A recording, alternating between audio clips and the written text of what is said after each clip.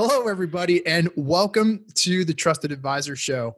I'm your host, Rob Jacomen, and we are extremely excited and I feel extremely blessed to have someone on our show who I've wanted to interview for a really long time, and we finally made it work. And it's somebody who really, in my opinion, anyone who's online and on LinkedIn and any of the social media really doesn't need much of an introduction, but regardless, for those of you who don't know this person, I'm going to give a more formal introduction. And we're really pleased and honored to have Shana Cosgrove on our podcast today and on our show. And how you doing, Shana? I'm great. Thanks for having me. Yeah, thank you. It's a real blessing. So you, I don't even know where to start with you because you have such a great story and such an interesting background. You're involved in so many different things, everything from, business to, even contributing your time and energy and resources in the nonprofit world. I know you're on a couple boards. And so we'll dive deep into that, all that stuff too. But before we get started, talk a little bit about where you are right now, because I think this is fascinating. I think for all of our listeners and anyone who's watching, I really want to give them some inspiration and some value. And there's not a person who's better suited to do that, in my opinion, than you, just because of how far you've come and all the things that you've done. So we want to learn more about that, and we want to hear your story. And I think people are dying to hear that. So why don't we just dive right in, right from the get-go? You started a company, Nyla Technologies, right? And how, because that's what people know you as right now. So I want to talk about today, and then I also want to talk about how your past and all the things that you've done in your background have shaped you to get to where you are today. And I think that's the real fascinating thing that I'm so intrigued by, is people's stories. So let's dive right in. Where you are today, tell us a little bit about your company. And I know you have a phenomenal culture and a whole, like, I want to also get into that too, because it's really important. I think it's great for other business owners to hear what you've been able to do with your culture, which is fascinating. So tell us a little bit about where you are right now. Sure. Well, first, I am camped out in my living room. I live in an old brownstone from 1890 in Baltimore City in a historic neighborhood called Bolton Hill. I threatened both of my kids to be very quiet. And I'm sitting on the couch, which is actually how I love to work. I love to work just literally on the couch with my feet up. Yep. Um, I am the founder and owner of Nyla Technology Solutions, which is a software engineering and data science services company. We focus on the Department of Defense. Mhm. And I am also the founder and managing partner of a marketing company, digital marketing company called Vital Up Marketing. I Mhm. had to think about what the second word was. It's all right. Vital Up Marketing. Nyla started in 2013. We got the paperwork back from the state when my son was 1 year old, and I was 1 year married to my husband. My husband, Brian, works full time for Nyla as our chief information officer. And Vital Up Marketing is 18 months old right now. So That's awesome. that's where we are today. That's awesome. So that being said, do me a favor. Tell us a little bit more, for the, like, I'm also a former engineer. I call myself a recovering engineer because I'm not Oh, an that's right. engineer We went to the anymore. same college. That's right. I went to UVA. So so tell me a little bit more detail about the things that the kinds of projects or the things that you guys are doing right now, because just for layman's terms, some of the, it's so fascinating, the technology world, but what kinds of things are you guys working on, and what kinds of companies, or I know you work a lot for the government, but tell us a little bit more specifically about what you guys are what kind of things are you delivering on? Well, what I can tell you, I will. So I can't share all of That's the fine. details of what we do for the customer. But largely, we have a variety of software engineers who work on extremely large data sets. Mm, in a cloud-based architecture. So the government has a very large amount of data, and it's coming in through different ways. So we have people who work on what's called data flow. Then it comes into a massive repository, and we have people who work on the software of that repository and how it parses out the software and processes it. And then we have people who are called analytic developers, which is kind of on the border of data science. Data science gets a little bit more into modeling and prediction, and analytics is more what is the data showing you. So we have a lot of people who work on processing through cyber data and trying to recognize patterns of bad behavior, trying to say, oh, this guy's about to attack, or here's a clear signature of an attack. And then we have people who work on the infrastructure of even just moving software to the cloud. So there's a lot of Mhm. software that's running in an old stack, in an old format. And what you want to do is componentize the software and move it to the cloud. So that's largely what Nyla does. We do everything from requirements and engaging with the customer and really product development to working in scrum teams and developing sprints and getting the software out there and really understanding the end user and how they're going to use it, even if that user is another system. And that's the bulk of really what we do. Man, that's like high level stuff. Even like it's like way over my head. But it's segueing into, and then we'll talk a little bit about your marketing company as well, because that's also very interesting how you got involved in working on that and building that. Because you and I have talked offline about how you've done that as well. So it's really interesting. But so going backwards in time. So now knowing where you are today and what you've accomplished, because it's very inspiring, I think, for a lot of people to see where you are and how far you come and all the opportunities that are available to us, despite all the things that are going on right now in the world and how challenging it can be perceived to be for a lot of people. And certainly, I've got a pulse on the business world. I work with a lot of companies just like yours, and so I'm hearing a lot of different competing things as far as how difficult it has been to manage, especially within the last 9 months or so. But that being said, tell us a little bit about your background and like how did you? I know pretty much. I know a lot about your personality and your background and how you got to where you are. But tell us how your background shaped how you've been able to get to where you are today. Well, I studied computer science at the University of Virginia straight out of high school. And I think that was one of the most foundational decisions I made in my life. I would say studying computer science, marrying my husband, Brian, and having children were three of the best decisions I ever made. So I really, really loved computer science. I thought about switching away from it, but just really in my gut, never wanted to. I really love working on computer systems. I like really working on very hard, interesting problems that have value.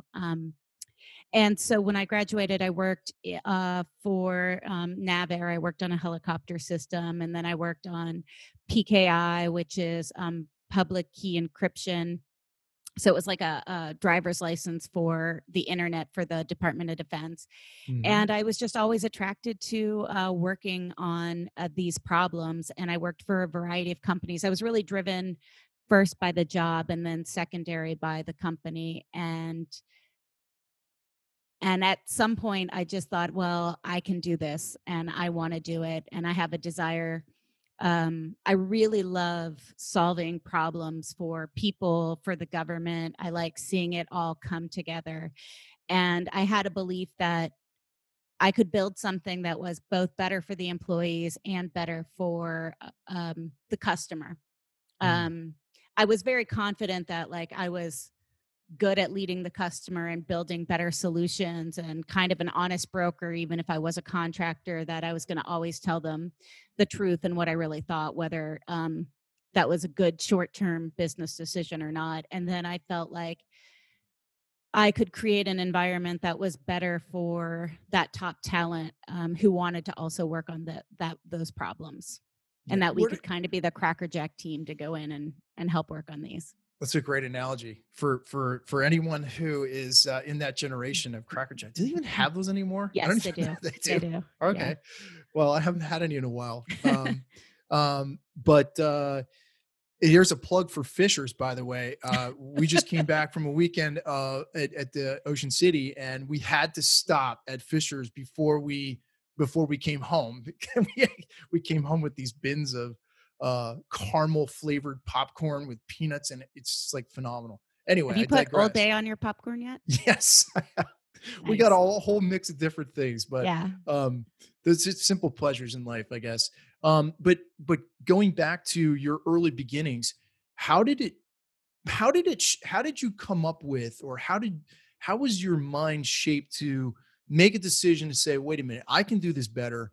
I love solving problems, because I think in business, you and I both agree that really where you create the most value is by going in and being a solution provider, someone who can solve problems, solve that pain for someone.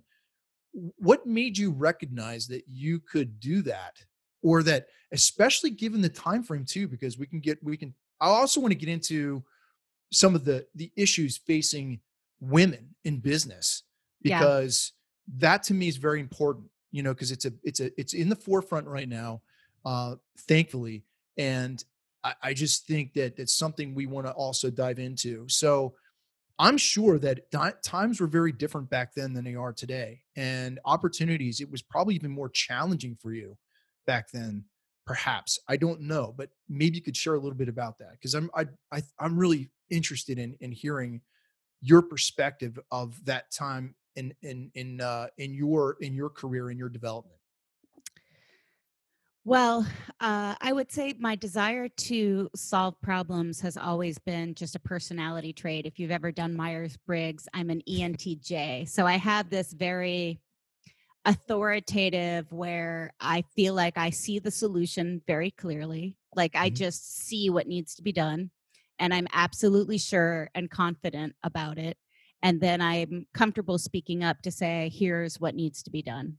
Um, so I just, and I have no problems taking up leadership or being the person in front who mainly not because I love being in charge, but I like getting it done and I'm just sure about how it should be done. So I think I've always really seen like, oh, this is the problem. Here are all the different components that need to do fix it. Sometimes it's language and how you're communicating to someone. Sometimes it's a change in design where the button needs to go. Sometimes it's you're using the wrong protocol. Your software is not working correctly. And you have to get down in the weeds of like this library isn't loading fast enough and that's causing problems. So I just really liked all aspects of it. And so it just felt like a very core natural ability of mine to solve these different problems, no matter what the problem was. So it didn't have to be necessarily technical. And sometimes, a lot of times, actually, in technology, it's people aren't working together well. Mm, The software might not be working together well, but sometimes it's the people aren't working together well, and their pieces aren't working.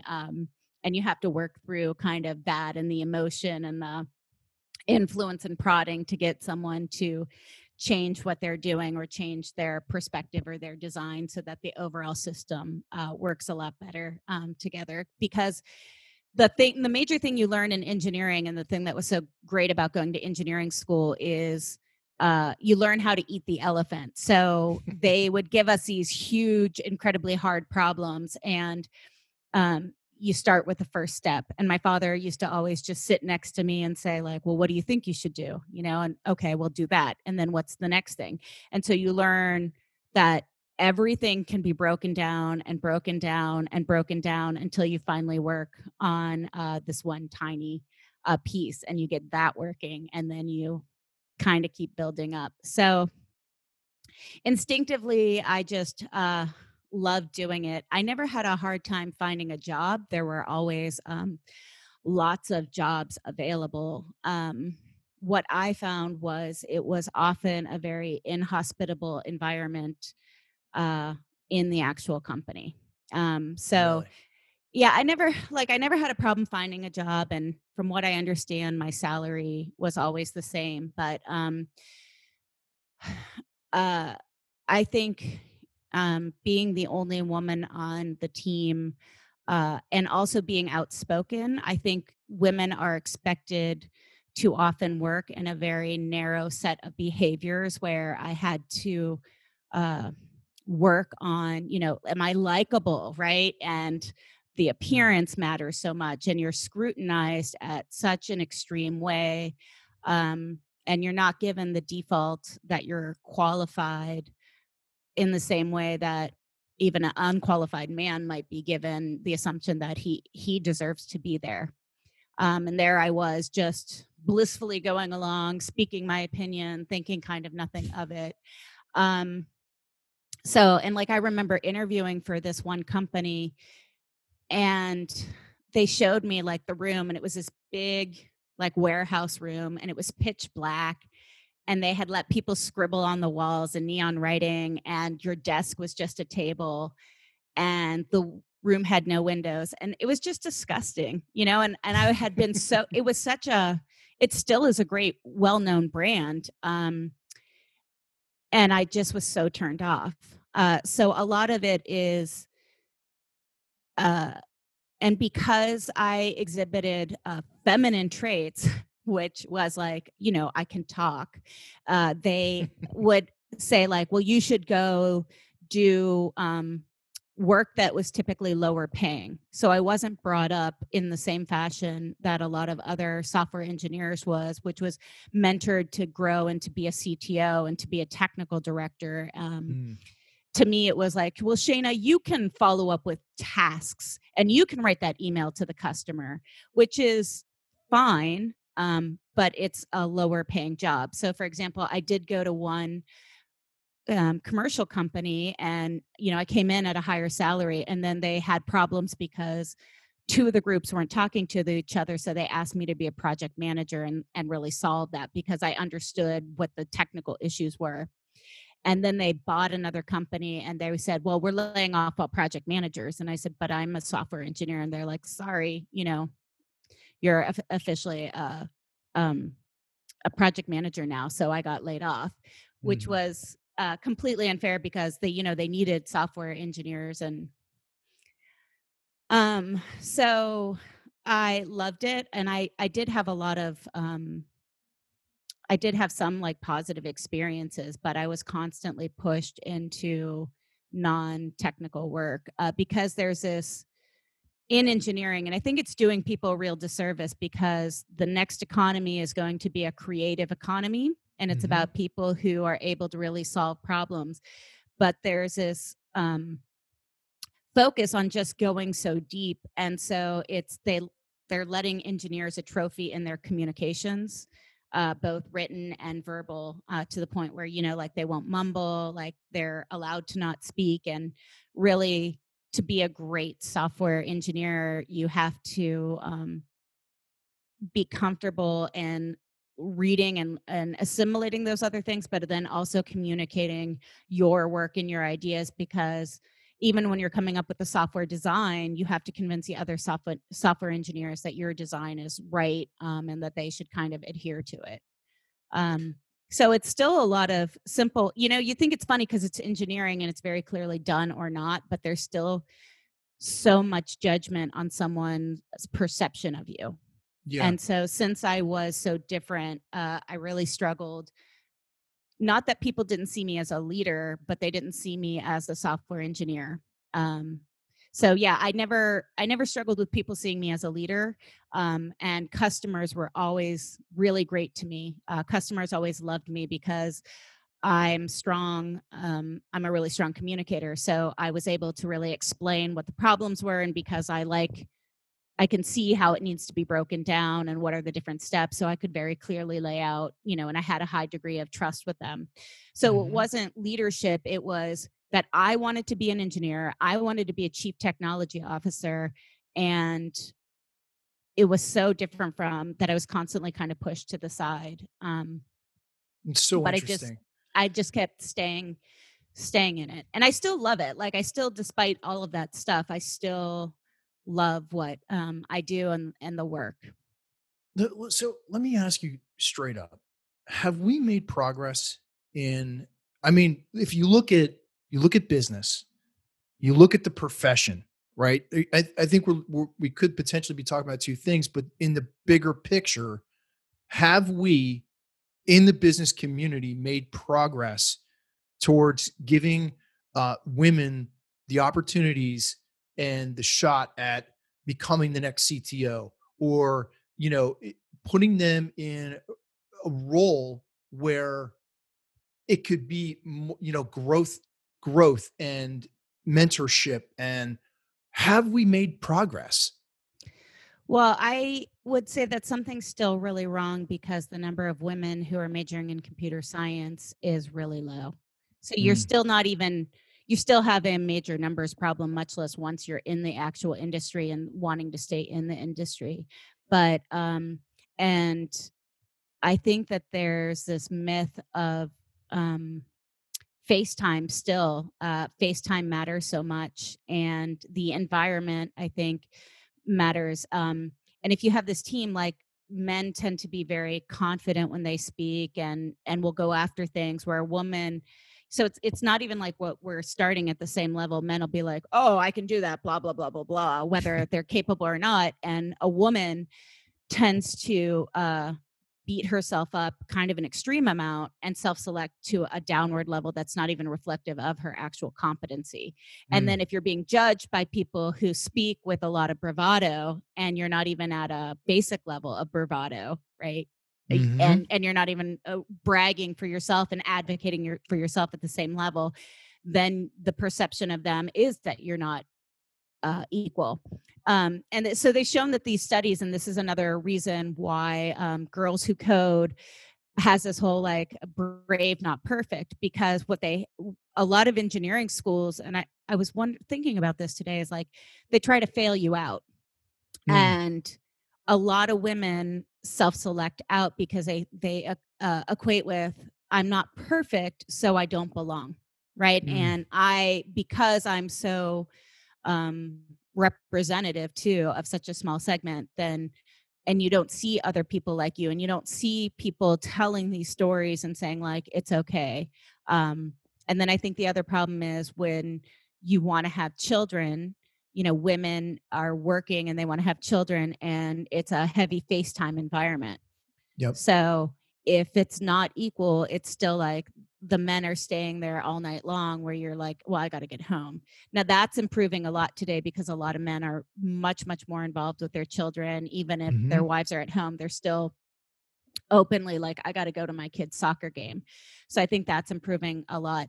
Um, so yeah, I think I haven't struggled with people really seeing me as a leader kind of in the same way. I think mhm, it's really been the software engineering. So uh, I'm not saying it's all hunky dory and easy to be a female business owner, and it doesn't come with its own challenges. But I think nothing was as hard as trying to stay being a software engineer when I was young and I wanted to be a software engineer.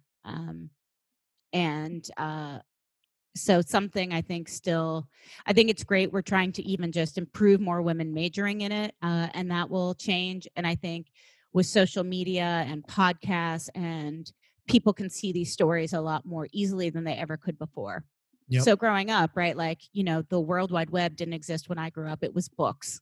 Yeah, yep, I had to read books. I had to read newspapers. I had to read magazines. And so now young women today can see the stories, the very unique stories that they have, maybe reflected in someone older, and to see that it can be done. But yeah, something still, we still don't see enough women in engineering. It's a major problem, and it's getting worse as we get into artificial intelligence, and you have so many of these critical systems making judgments on people, and those algorithms are decided by non-diverse groups. that's Um, so you're that you have this major problem. it's so interesting. You and I could be on forever. And like, I would love to have you back again to dive deeper into some of these things, because I feel like these are such important topics, especially for when you start getting into AI and you start getting into just a bigger picture of women in business and having a diverse uh, perspective on, technology and Well, business and all these different things is so he- fascinating to me. here's a great example. Apple, which is a pretty creative company, Mhm. developed the health app. And the first round of the health app did not take women into consideration. It didn't take into consideration something that all women have to go through, which is their monthly menstrual cycle. Mhm. So it had a lot of things built into the app, but it was absolutely missing a very basic thing for women's health, which is when was my last period? Yep.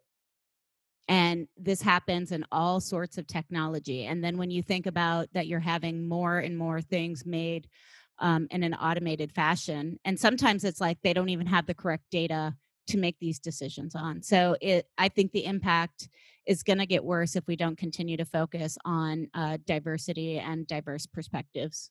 I so agree. There's so many different areas we can get into with this and that are all so fascinating to me because with all these different perspectives, that's how innovation, when you think about innovation, you think about really looking at innovation from a broad, a broad perspective and hearing different viewpoints. And yes, I feel like times have changed, but also a lot of the things we're talking about are also upbringing, how we start off and how we communicate to our children about respecting diversity and hearing other people's perspective on things and being respectful of that.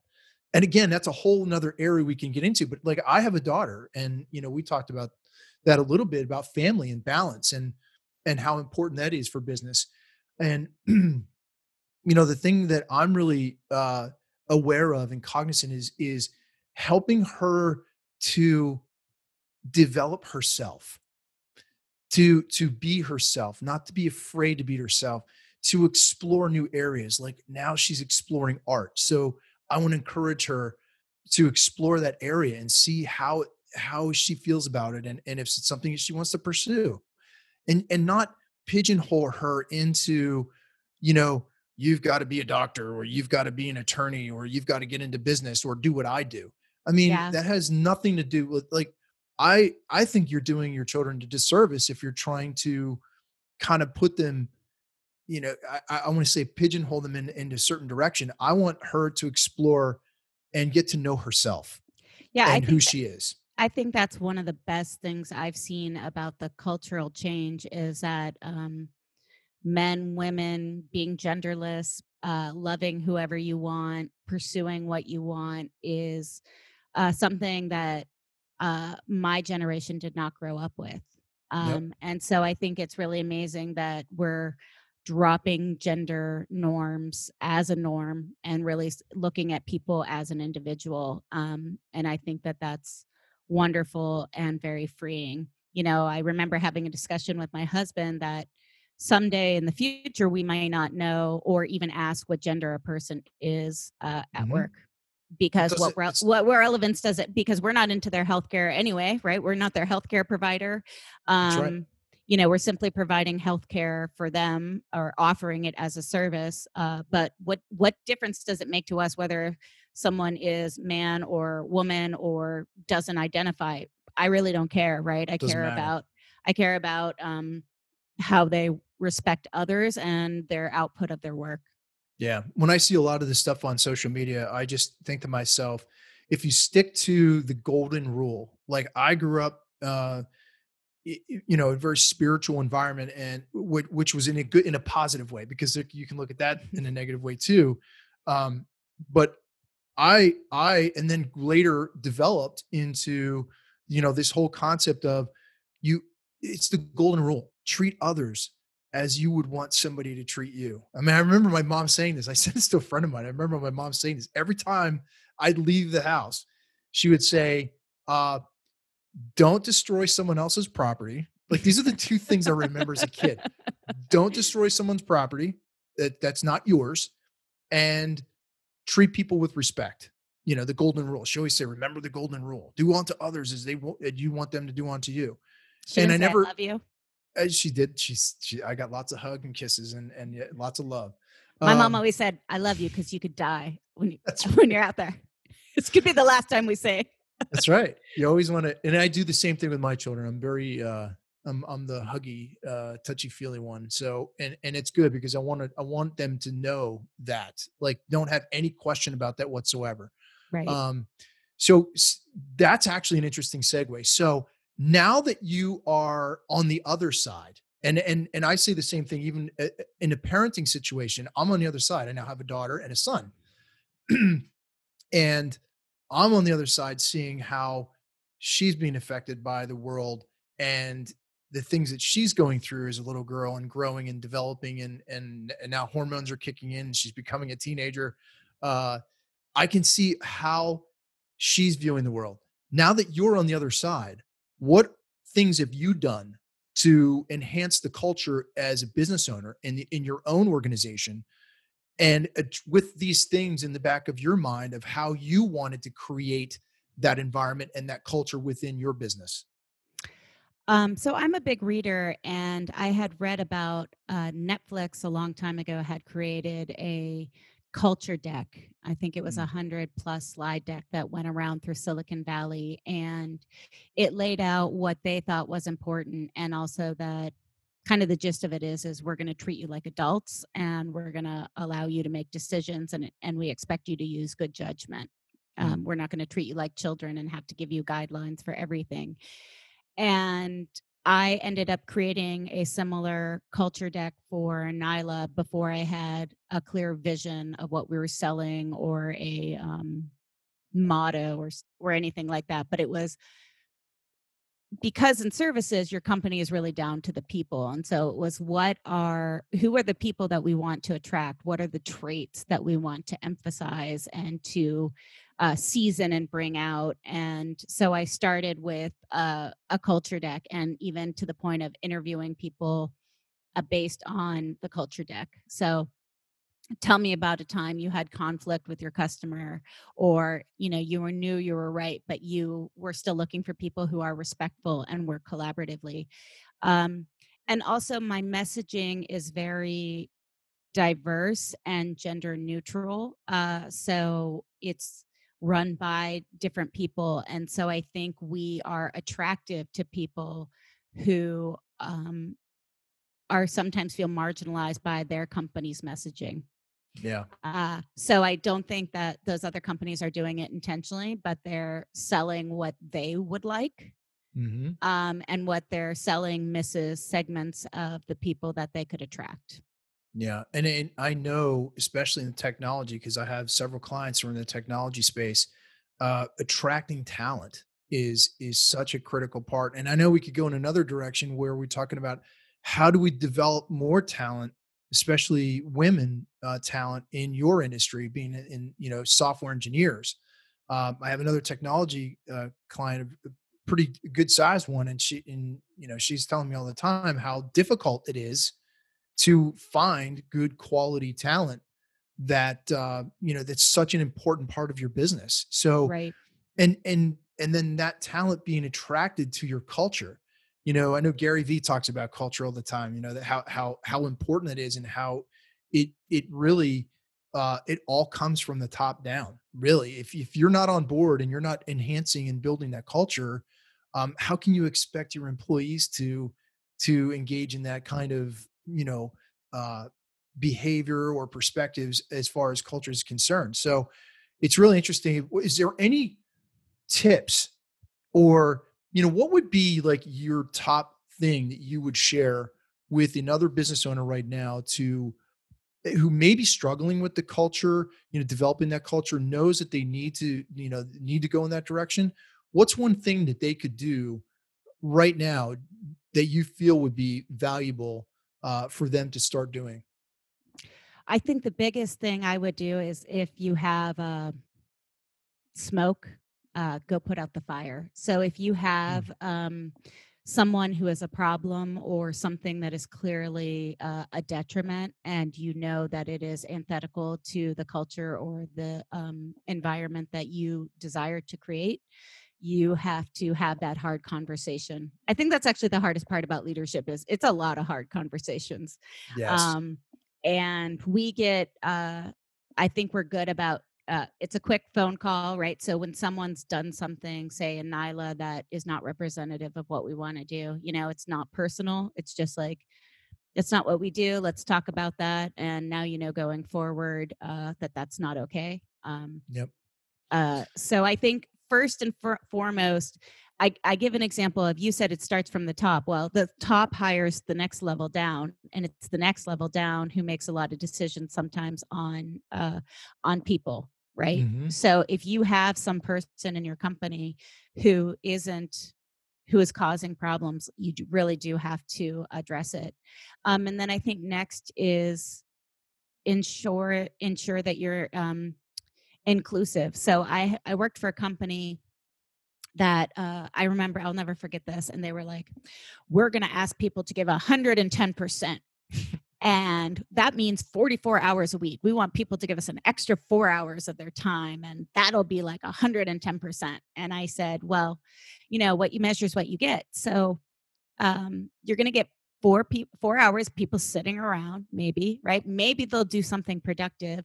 But what if you have someone who is incredibly good with the customer, right? Yep. And doesn't need to sit around for 4 more hours. And I gave an example of a lot of my female friends had just given birth and they barely want to work 40 hours, right? Like Hmm. they want to get out as fast as they can because a lot of our jobs all required to be on site. You didn't have the luxury of like working 6 hours with the customer and then finishing up 2 hours of email while your baby sleeps next to you. You go and feed the baby and then they sleep next to you. So I said, you're really going to turn off those women, right? Because you are clearly communicating something where they where they're going to be turned off. So I think one thing that we have in Nyla that's really strong is we have a lot of opinions, and I hear from people that like when the emperor has no clothes, like people feel comfortable telling me what's working and what's not working, and we have um, I allow for the debate and I allow for people to speak up in a safe way and let me know what is good and what is not working for them. So, for example, I like to hold events. I'm kind of a party planner at heart. I like to hold Hmm. parties, but even a lot of my men, they have families and they want to get home and they don't want to come to they don't want to meet at happy hour, right? Like that's very unappealing to them. Yep. And that's okay. And so I think we really hold not just, oh, are you is your skin color different or is your gender different, but like all different behaviors are okay except for your quality of work, right? Hmm. So I don't really care if you come to my party ever, right? What I care is that you are a high performer at the job and you are good and engaging and respectful, right? So are you technically talented? And then do you have that right personality blend that we're looking for? um, I really allow for these different types of behaviors. So I think that that is attractive to everyone. And so I think you if it's a 360 review and you got to hear, but sometimes it's you got to hear those other viewpoints and you got to really allow for it. Otherwise, you're just going to keep creating clones of yourself. Yeah, I'll tell you, we could go in so many different directions with this, but I obviously want to be respectful of your time, uh, because it's so awesome to have you share your thoughts. And again, I could do this forever. This is like a passion of mine. Um, but also shifting gears, what kind of advice? What would be 2 to 3 things you would give young either young aspiring, I guess I'll ask you 2 questions.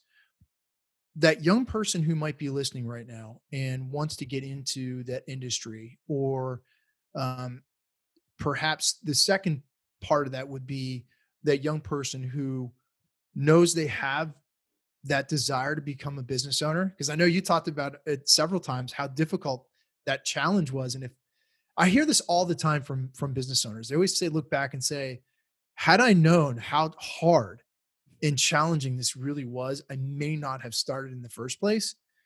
but yet there's something intriguing by some young people to like want to be where you are, right? And Yeah, aspire to that. And I think that's awesome. I want to encourage entrepreneurship and building. Maybe you start off with a side hustle, right?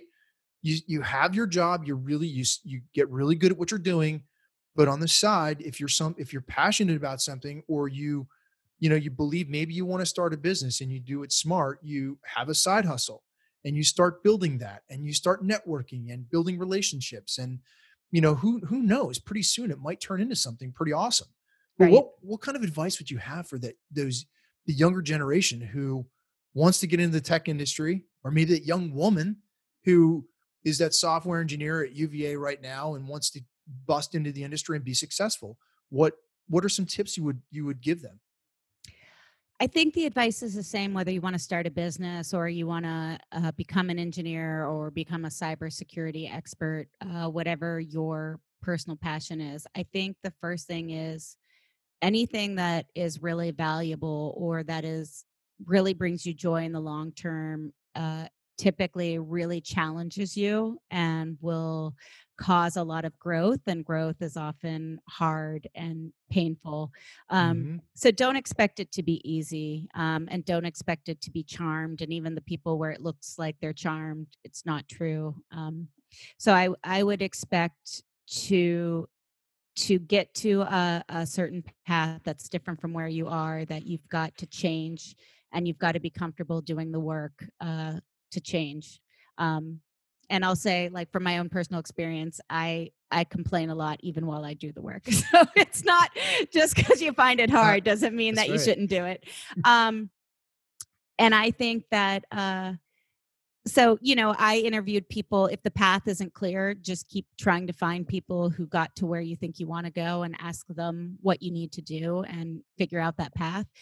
And then you're not going to get yeses at every door you knock on. Right. Mhm. And I think a lot of successful people tell that story of, I knocked on 100 doors and finally, at my 110th, they finally said yes. And maybe you got better at telling your story that time. So, I think that you only need like one person to give you a shot and figure it out. It's rung to rung. It's not going to the end state at the beginning. So if you're running a American Ninja Warrior course, you're just focused on the part in front of you, and that's kind of the same thing. You just have to get to the next phase. You don't have to know what's all ahead of you. And I think anyone can do it. It's just chutzpah and Love really that going word. for it. I love it. No, I agree with you 100%. One of the things I've always wanted to share, even for the younger generation, if I know, I'll tell you this, and this is what I did when I first started off, if you go to others who are where you want to go and you spend some time, maybe just buy them a coffee and just say, hey, listen, I want to spend some time with you. I want to learn from you. I want to pick your brain. I want to learn, I want to hear your story and learn how I can get to where you are. I think that's so powerful. And like, I'm very open if anybody wants to call on me and say, hey, I want to treat you to a cup of coffee. I want to get to where you are. I see you have a podcast. I see you're trying to do so many different things and trying to be successful in these areas. I want to learn more about that. Would you be willing to share that? And Sure. I would give my time anytime to anyone who has a desire, if they want to learn how to do that. But the only way to do that is if you reach out and ask. Like, Yeah. don't be afraid. You know, Judgment is the thing that will hold us back the most. Like, you're I afraid of I what just got someone's going to turned say. down by a very senior woman in my field. I asked her to be on my board of advisors, and I knew it was a long shot because, Yep.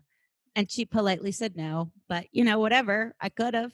Yeah. And but I also think like a lot of people out there who are extremely successful have books. So read their book, read their Yes. material. They're telling their story often. They've been asked to tell their story, so it turns into a book. And nothing's stopping you from reading the book, listening to the book, following them on Instagram or wherever, and hearing and understanding those nuggets.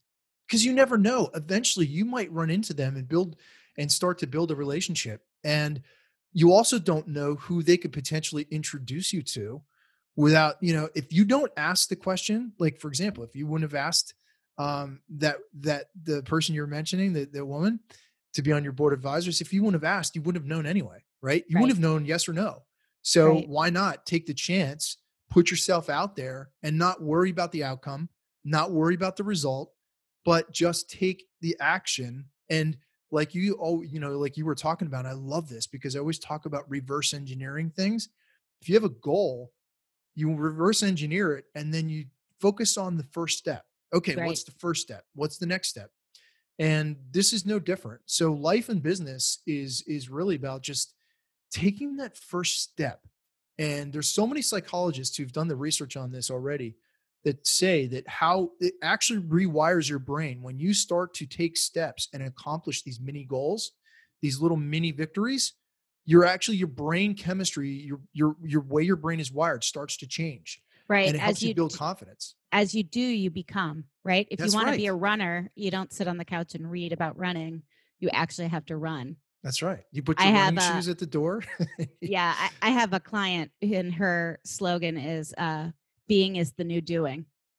You have Yep. to be, you have to do. Yep. Absolutely. Shana, I could But go in so many different directions right now, and I could ask you 100 other questions, but uh, just out of respect for your time, I wanted to ask you one more final question, but sure. I didn't want to interrupt you. Did you want to add something? Oh, I was just saying when you knock on the doors, don't even expect a yes, right? Like just put it out there, kind of good karma. Like I'm gonna bother you for a minute. And it's, it might be a bother. And if you say yes, well, that would be amazing, right? It's Yes. like my first client. Oh wow, I can't believe I got a client. Yeah. And knock it out of the park. But it takes a lot of no's. It's I think sometimes it's the stereotype of old dating tradition is men get very used to asking and women wait to be asked, and maybe that made a difference too of that the women aren't as used to like going out there and doing the ask, and so it's more uncomfortable. But for me, I think take uh I couldn't take being where I was, and so I was like, I got to get out of here, and I gotta get to the next step. Yeah. Knowing your personality, you are not somebody who's afraid to ask. Trust me. I know. Well, I can I tell. would say uh, I am afraid, but I do it anyway. So There you go. I think it's a misnomer to look at me and think I'm not afraid or that I don't get extremely nervous, but I do it anyway. It doesn't Gosh, stop that me. is, but it's great for someone to hear that. It's you act in spite of your fear. Yeah, And what happens is pretty soon you start to build some momentum and you start to build some experiences and some confidence. And pretty soon, it's like being in sales, right? right. Everyone goes through challenges. You might go through some call reluctance, but if you say to yourself, all right, I'm not going to make 100 cold calls today. I'm just going to make one, and you make one, and then you say, you know what, I'm going to make another and another, and you start to build up after a while, and you just take the steps. And sometimes it's all it takes is just get your mind off of outcome and results and just focus on the activity, and you Yeah. never know what's going to happen. It's actually pretty exciting. So I do have my favorite question to ask, and I definitely want to have you on again. There's so much for us to talk about, and you and I have such a great connection. Mhm. I think one of the things that I always like to ask is if you coming to the end of your career, right? And let's say you've done it all, looking back, and you're standing on top of the mountain and you're looking around and this beautiful panoramic view, and you're just kind of absorbing everything. As you're looking back on your life and your career, what what would you like to be remembered by, and what do you want your legacy to be? Well, first and foremost, I think I focus on my relationship with my children. And I hope that my real measure, I think, is whether I can hang out with my kids when they're old and they don't have to hang out with me. And so I hope that they're out successful in the world and thriving and giving and positive engagements with the world, and that they have a positive relationship with me. And same with my husband. Um, I think I would like to be known for a series of providing real solutions. So both for the government, that we came in and really took care of a whole series of different projects and different items that really advanced the state. And the technology serves a purpose. And I have I have an app brewing that I is going slower than I'd like, but I think it solves a real problem in the market. And I have a fundraiser that I think I might turn into its own business line too, which well, I'll just tell everybody it's As well. Lawn Game Olympics. So we had it all ready to go. It's the golf tournament alternative, but it was, get a big field and have a whole series of lawn games and have people compete. That's So I'm hoping, awesome.